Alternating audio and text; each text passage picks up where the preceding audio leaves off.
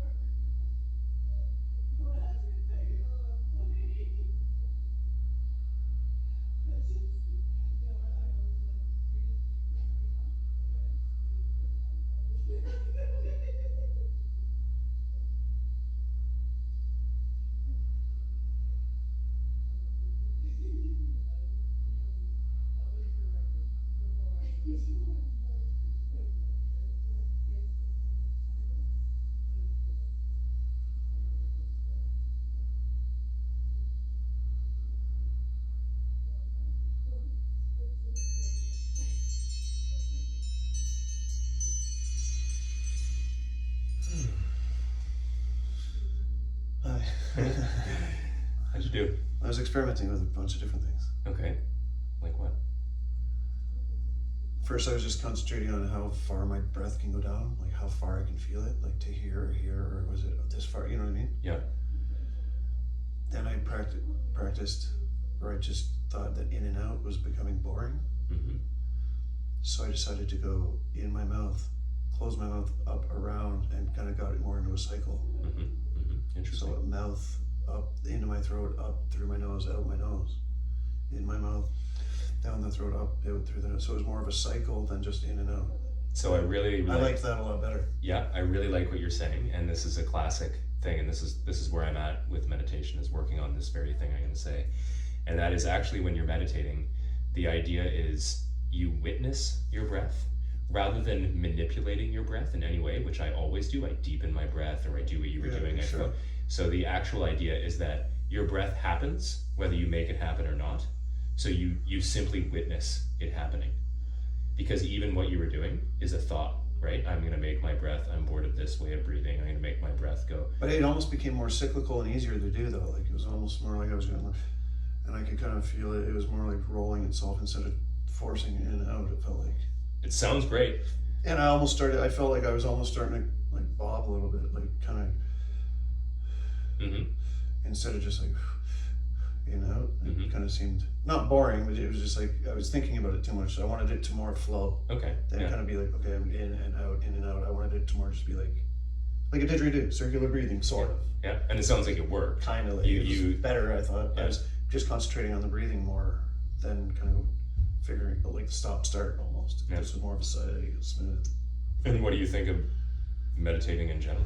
I don't know. I also felt like it was kind of strenuous on my back. I felt like if you want to be comfortable, I'd be doing this. Yeah. So to be comfortable, this wasn't very good. I was kind of like, okay, like I tried leaning back for a second, and that was a little more comfortable. But then it was like, is that the point? Like it was like, Well, so I do. should it be kind of uncomfortable? It's working on your core back muscles. and stuff. Exactly. But Exactly. should you not be? Should you be totally comfortable in just breath? Like, So from that perspective, meditation actually is a physical practice as well, in that you do have to be you're tightening kinda the muscles stable. in Yeah, the core I could and feel your my lower back back. Yeah. like tight. Yeah. I don't know what- So there is a physical benefit in that you actually like, you know, you Yeah. want to be in that posture, that dignified posture all of the time. So you are activating those muscles and strengthening. But then I was thinking them. about that. That was Yeah, part of totally. the problem because I was like, okay, this is Absolutely. kind of getting uncomfortable. Should I slouch now and give myself a break, or Yeah. I should go back to the breathing? Yeah. And I want to get back to it again. Yeah, and those physical discomforts that you respond to, right? I talk about that. This is a practice of non-reactivity. So even pain, right? Like even pain, like my leg kind of hurts. Yeah, right yeah, now. it was kind of the same thing. Yeah, like my groin but was I'm like, pushing down. I was okay, should you I just should notice. I shuffle and then Yeah. not just stop? Yeah, just and notice. walk? Yeah, exactly. So Yeah, it was interesting. thank you. Cheers. Yeah. So what way we often finish our practice is classically the way that you finish a yoga or meditation practice. We bring our hands together at heart center and bow and say namaste. Namaste. Yeah. Thanks, Steve. Really appreciate you meditating with me today. Cheers. Take care, everyone.